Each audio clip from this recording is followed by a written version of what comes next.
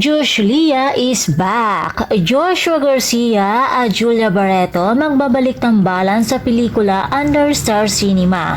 Bali-balita nga ang gagawa muli ng pelikula ang dating magka-love team at magkasintahan na sina Joshua Garcia at Julia Barreto.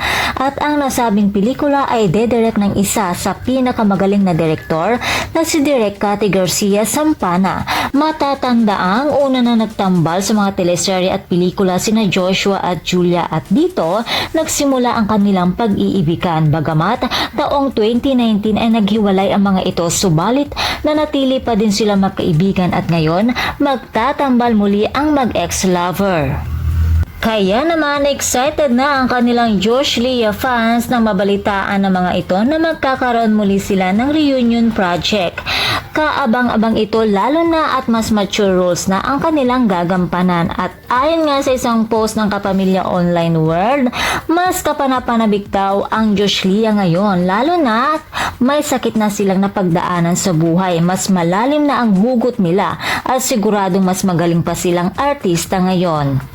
Kaya naman nakaka-excite. Kayo ba mga chikadorhas? Excited na din ba kayo sa balik tambalan ni na Joshua Garcia at Julia Barreto?